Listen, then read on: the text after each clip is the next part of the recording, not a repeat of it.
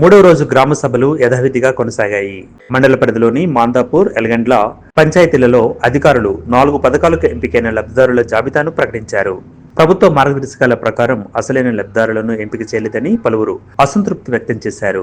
మాందాపూర్లో తలారి కృష్ణమ్మకు గుంట భూమి లేకపోయినా 2023-24లో ఉపాధి పనులకు హాజరైనప్పటికీ ఇందిరమ్మ భరోసాకు తన పేరు ఎంపిక కాలేదని వాపోయారు. మరో వ్యక్తి కమ్మర శేఖర్కు సైతం గుంట భూమి లేకపోయినా ఇందిరమ్మ ఆత్మీయ భరోసాకు ఎంపిక కాలేదు. అలాగే మంగళ పెంటమ్మకు 2 ఎకరాల భూమి ఉండగా 2018లో రంగంపేట ఎస్బీఐ బ్యాంకులో 54,000 రుణం తీసుకున్నామని, ఇప్పటికీ రుణమాఫీ జరగలేదని మొరపెట్టారు. కార్యక్రమంలో తలారి అంజాగౌడ్, ఆర్ జనార్దన్ రెడ్డి, చిలుక నారాయణ, శ్రీనివాస్, తాజా మాజీ సర్పంచ్ పెళ్లోళ్ల విష్ణువర్ధన్ రెడ్డి, గ్రామ ప్రజలు తదితరులున్నారు.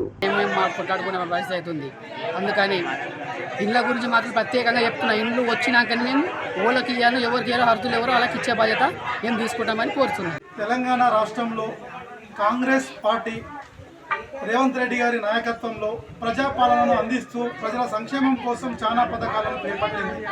దాంతో భాగంలోనే ఈరోజు 4 పథకాల గురించి ప్రజాపాలనలో భాగంగా గ్రామాన ప్రజాపాలన కార్యక్రమాన్ని చేపట్టారు. దాంట్లో మా గ్రామంలో ఉన్న రైతులు, లబ్ధిదారులు అందరూ కూడా వందల సంఖ్యలో పాల్గొనడం జరిగింది. వారందరికీ ఉన్న అపోహలను కూడా వచ్చిన అధికారులు తీర్చడం జరిగింది. ఆత్మీయ భరోసా కింద, ఇందిరమ్మ ఆత్మీయ భరోసా కింద మా గ్రామంలో ఎలాంటి భూమి లేనివంటి 28 మందిని గుర్తించడం జరిగింది. మా గ్రామ ప్రజలందరం కూడా వాళ్ళని ఆమోదించడం జరిగింది. ఇలా మన కరెక్షన్స్ ఉంటే లేదా ఇంకా నిజమైన తప్పిదారులు ఉంటే మళ్ళీ అప్లికేషన్ పెట్టుకునే అవకాశం కూడా అధికారులు కల్పించడం జరిగింది.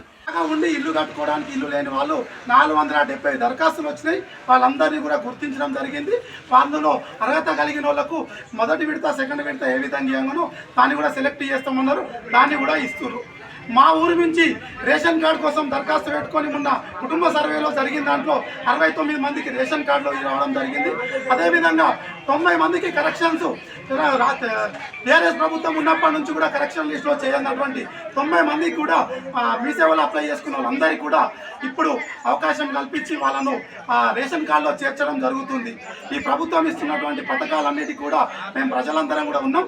నిజమైన అర్హులను ఇదే విధంగా గుర్తిస్తూ రేపు ఇందిరమ్మ ఇల్లు కానీ, రైతు భరోసా కానీ అందరికీ ఇలాగనే కల్పించాలని కోరుకుంటూ అవకాశం కల్పించిన ప్రభుత్వానికి, మా గ్రామ ప్రజలకు, కాంగ్రెస్ పార్టీ మా అధ్యక్షుడు మురళీ యాదవ్ గారికి, మా కాంగ్రెస్ పార్టీ నాయకులు దిష్టయ్య, రమేష్, జనార్దన్ రెడ్డి వీళ్ళందరి సమక్షంలో కూడా మేము ప్రజలకున్న సందేహాలను కూడా తీర్చడం జరిగింది.